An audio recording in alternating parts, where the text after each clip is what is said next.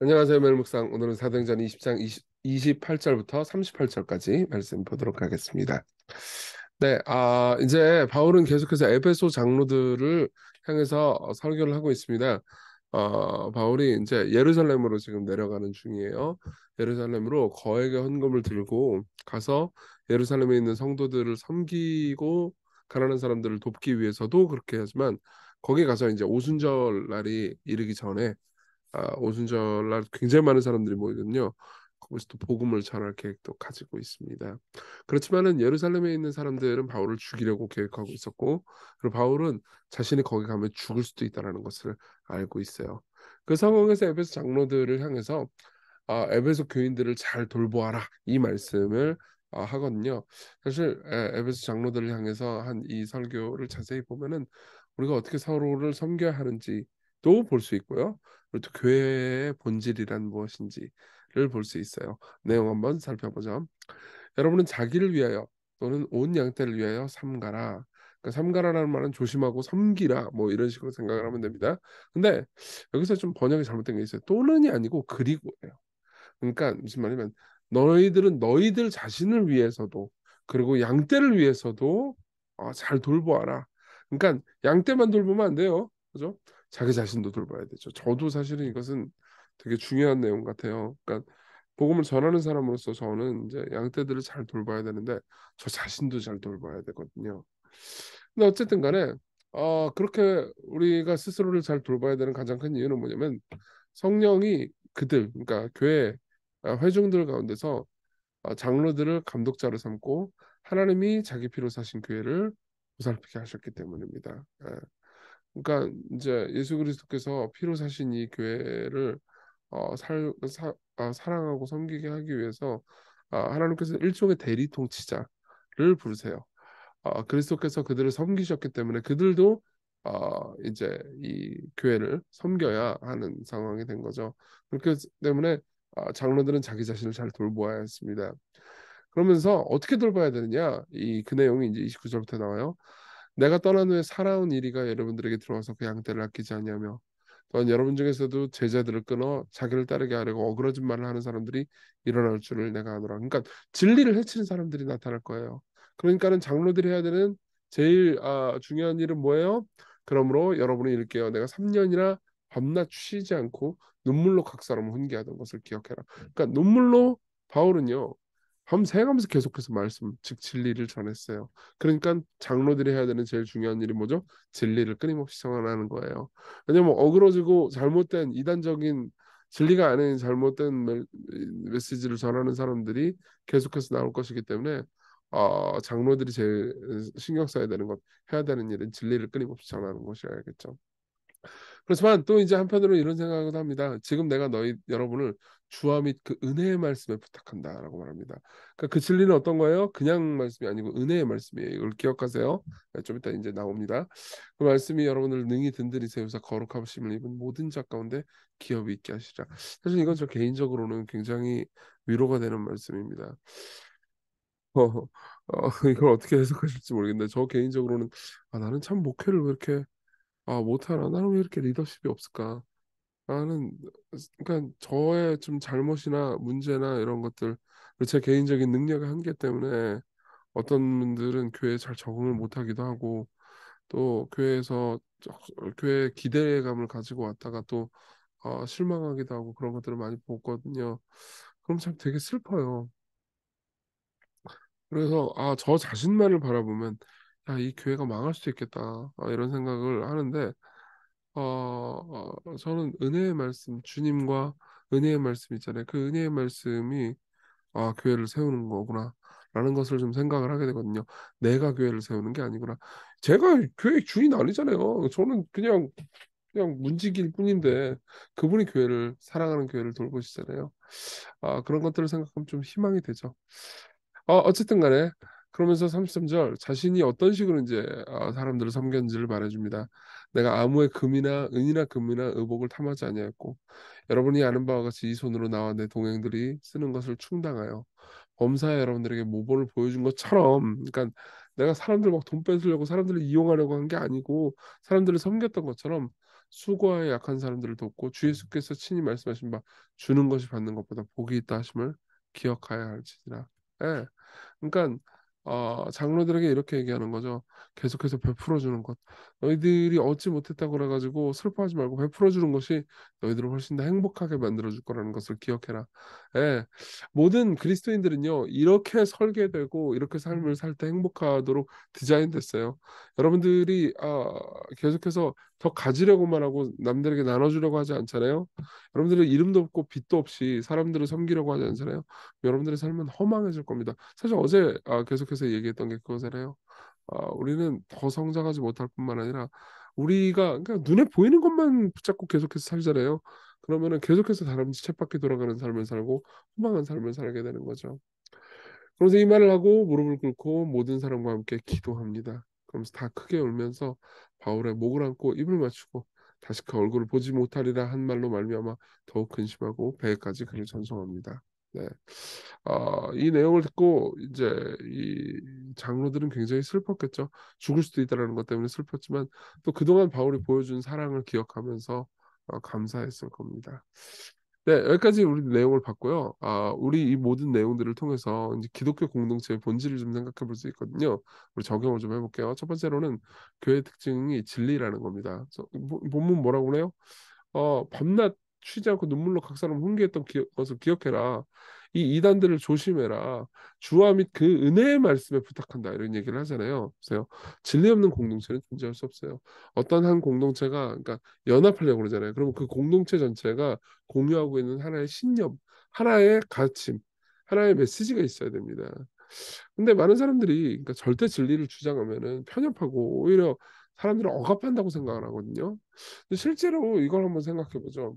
그러니까 기독교가 뭐 다른 목소리들을 수용해야 된다, 뭐 절대 진리만 주장하면 안 된다 이런 식으로 우리는 생각할 수 있겠지만은 이렇게 생각을 해보죠.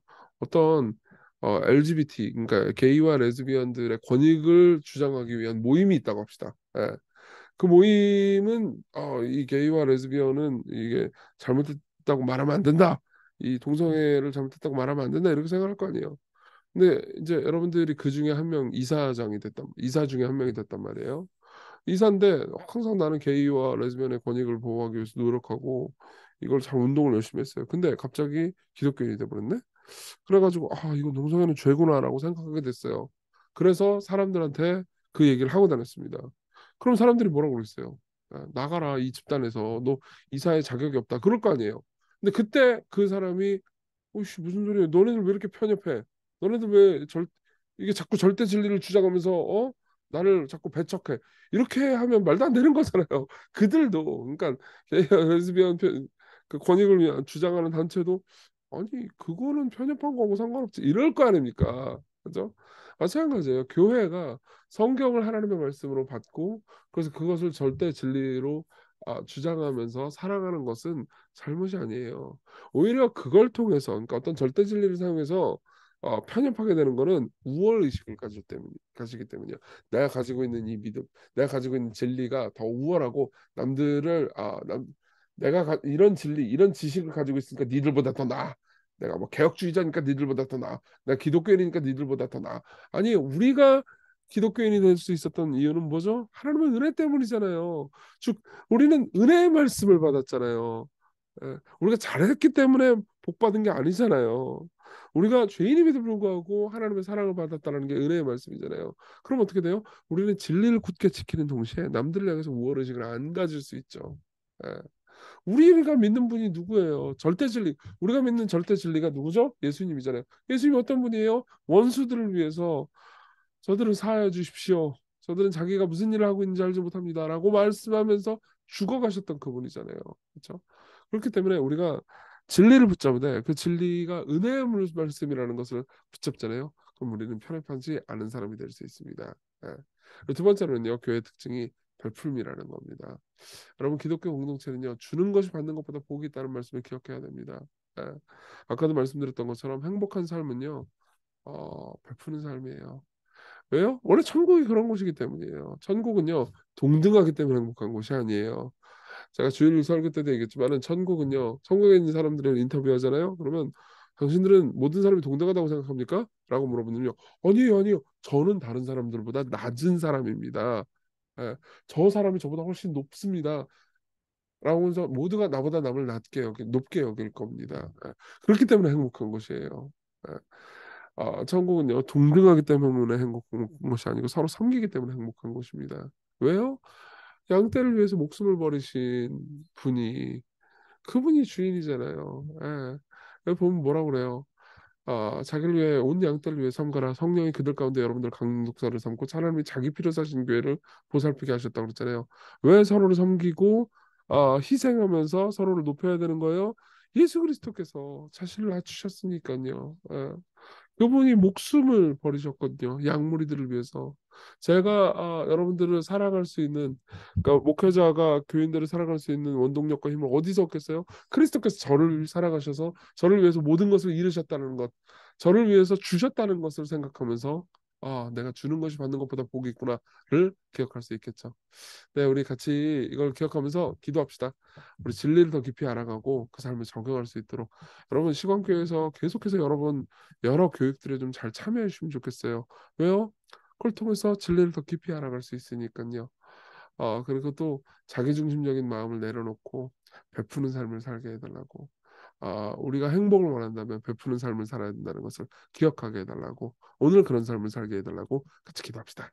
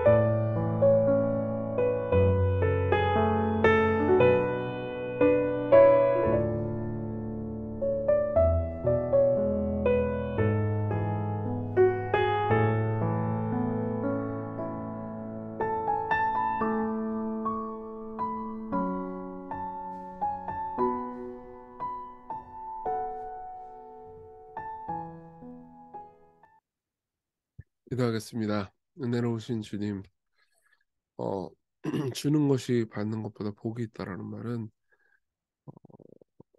자본주의 소비 시대를 살아가는 우리에게는 이상하게 들립니다. 그러나 하나님께서 세상을 만드시는 원리와 지혜가 바로 여기 있다는 것을 오늘 기억하게 하소서. 움켜쥐기보다는 손을 펴서 나눌 수 있게 해주셔서 그것이 행복한 삶임을 기억하게 해주시고 우리가 이 땅에서 행복한 삶을 살아갈 수 있게 해주십시오. 예수님 이름으로 기도했습니다. 아멘. 네, 은혜 안에서 오늘 넉넉하고 행복한 삶 살 수 있었으면 좋겠습니다.